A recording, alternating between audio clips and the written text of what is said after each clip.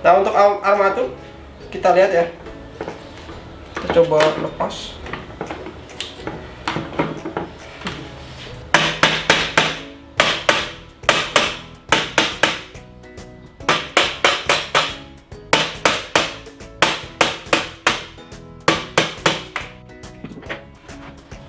Jadi kalau rada susah kita perlu palu karet.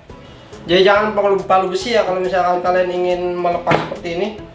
Kalau besi dia akan melukai atau membuat retak rusak ya. Jadi si housingnya, kalau palu karet dia hanya sekedar membantu mencopot aja. Nah, armaturnya seperti ini. Dia ada dua bearing, satu dan satunya di sini ya. Tinggal.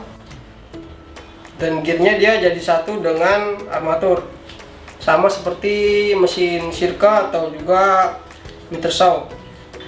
Oke lah, jadi si armatur ini dia langsung nyambung ke depan di gear sini. Ini gearnya rada susah ya, jadi kita nggak ada alatnya buat nyopotnya. Ya harusnya tinggal kita tarik aja ke depan untuk gear yang ini. Ini bearing boxnya ya.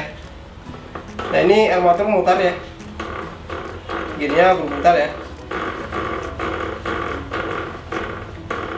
Mungkin sedikit info aja untuk kalau ada kerusakan di gear, kalau misalkan dia udah ngelos, jadi kadang mesinnya muter, si pisaunya dia diam. Nah, itu gearnya mungkin dia sudah aus. Nah, itu kita harus perlu ganti gear. Atau juga kalau mesin cutting itu biasanya pisaunya goyang. Kadang kan kalau misalkan pisau goyang dia akan berpengaruh ke hasil ya. Jadi hasilnya dia tidak center atau juga dia makannya lebih banyak. Pemakan besinya ya, pemotongannya, hasil potongannya. Itu juga bisa berasal dari bearing. Nah, di sini ada bearing atau disebut plaher juga. Kita coba aja asnya, kalau misalkan asnya sudah goyang, nah otomatis kalian harus ganti bearing. Biasanya bearingnya dia haus ya. Coba kalau di cutting itu jarang, atau apalagi yang 7 in ya, karena dia bebannya tidak terlalu berat. Banyaknya yang di cutting yang 14 in yang besar. Nah, kalau yang 7 in kita belum nemu ya. Mungkin umum armatur ataupun karbon brush. Ada lagi kalau misalkan pisau goyang ya. Nah, kalau pisau goyang itu bisa berpengaruh dari pemasangan pisaunya yang salah. Ada yang dia tidak pas di tengah-tengah. Di sini ada seperti dudukan ya. Dudukan pisaunya. Nah, ini udah posisi yang benar, yang pas. Nah, kalau yang salah itu kadang kita nyesel seperti ini ya. Nah, kalau misalkan seperti ini otomatis dia akan goyang. Suaranya juga mungkin akan lebih kasar ya. Nah, itu akan berpengaruh ke hasil dan juga putarannya tidak normal.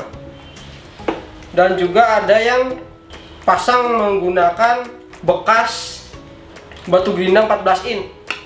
Nah, ada, saya pernah nemu, jadi bekas batu gerinda yang 14 in, asnya lebih besar ya, mungkin emang nggak kepake ya. Jadi pasang di sini ya. Nggak taunya dia asnya lebih besar. Dia otomatis dia nyesel seperti ini ya. Dia goyang. Dia pas dikencangkan dia nggak center posisinya. Harusnya kan seperti ini.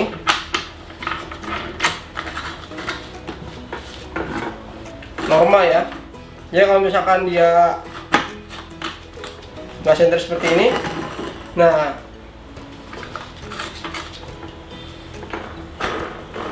jadi goyang seperti itu ya. Jadi gunakanlah batu gerinda yang sesuai juga. Oke, mungkin di situ aja untuk pengenalan dalamannya ya, mesinnya. untuk fungsi-fungsi kalian yang seperti ini kalian udah tahu, mungkin di video sebelumnya juga sudah kami jelaskan. Oke, kita lanjut untuk merakit kembali aja. Saya harap sudah jelas ya. Ini bagiannya, armatur posisinya seperti ini.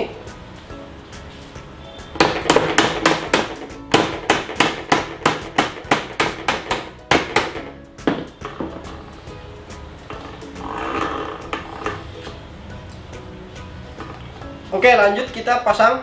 Nah, untuk memasang yang terakhir dibongkar, yang pertama kali kita pasang ya. Jadi kita pasang motor housingnya. Di sini kabel dia sudah ada dudukannya ya. Jadi jangan sampai terjepit.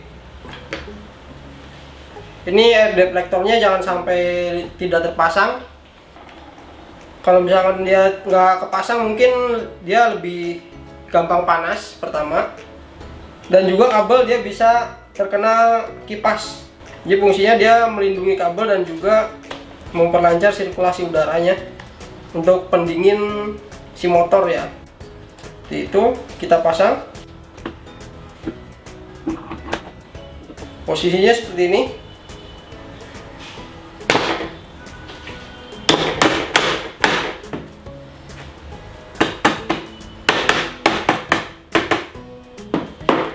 Kita pasangkan skrupnya.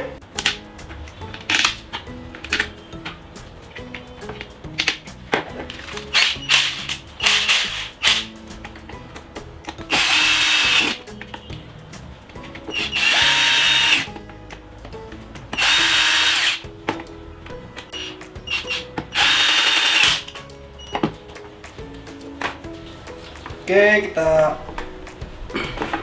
pasangkan karbon brush.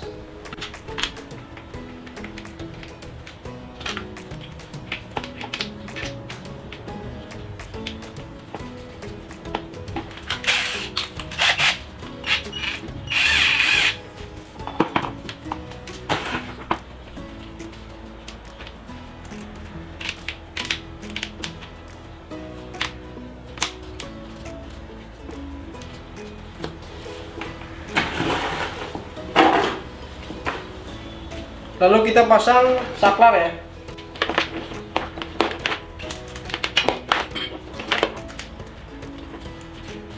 Pertama kita pasang kabelnya dulu. Ini bebas ya. Bebas kiri atau kanan.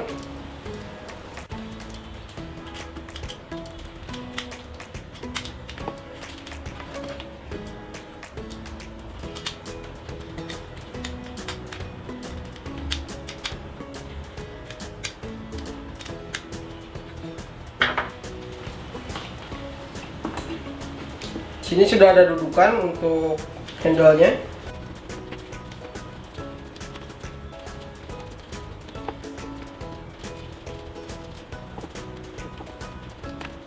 Pastikan nggak ada kabel yang terjepit ya. Jadi harus rapi.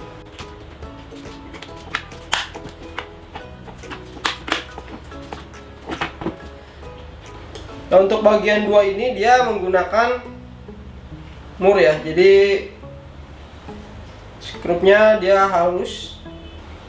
Kita pasang di bagian belakang sini.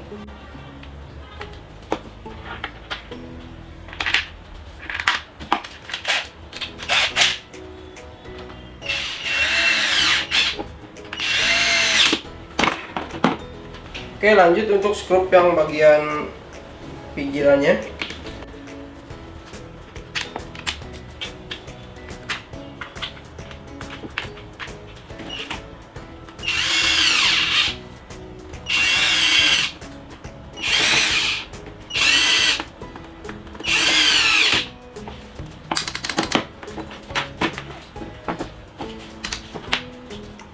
Oke, sebagian kita sudah terpasang ya. Tinggal kita pasang kap pelindung dan juga sebagai pengencang skrup ya. Nah, untuk mengencangkan dia hanya di bagian kiri dan kanan. Nah, untuk bagian atas ini dia enggak. karena di sini udah kencang banget ya, dibuka juga rada susah. Pokoknya di dalam sini itu ada gear dan juga pendorong ya untuk stopper ya, jadi untuk mengunci gear supaya dia tidak berputar. Fungsinya untuk pemasangan batu gerinda, dia si asnya dia tidak berputar ya, jadi terkunci ya, terkunci oleh stopper yang di belakang sini. Oke, kita lanjut pasang.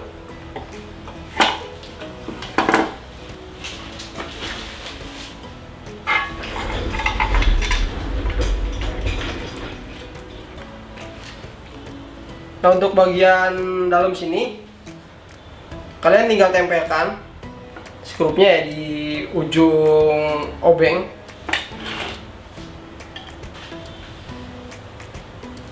Atau bisa menggunakan obeng yang ada magnetnya ya.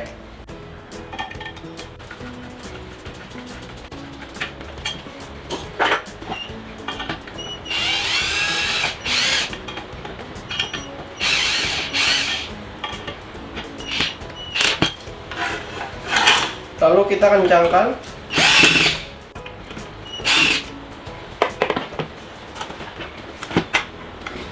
Dan terakhir kita pasangkan pisau lagi ya.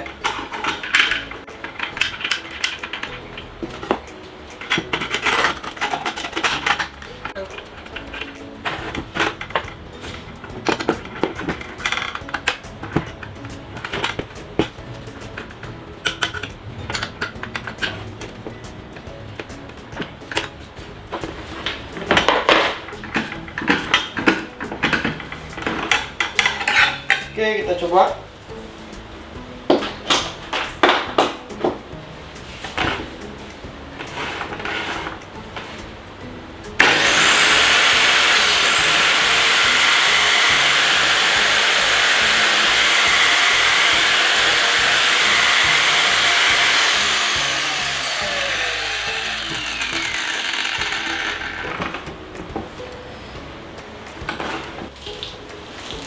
Oke, jadi sekian untuk video bongkar-bongkarnya. Jadi semoga kalian bisa tahu ya dalamannya seperti apa. Jadi kalian bisa jadikan video ini sebagai panduan untuk bongkar-bongkar mini cutout dari Molar.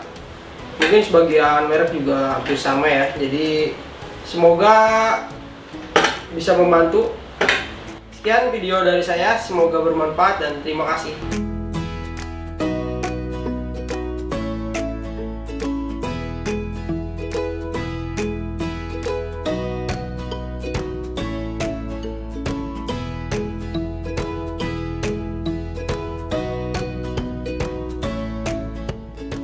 Terima kasih sudah menonton video ini. Jika ada pertanyaan mengenai produk ini ataupun produk Molar lainnya, silahkan tulis di kolom komentar.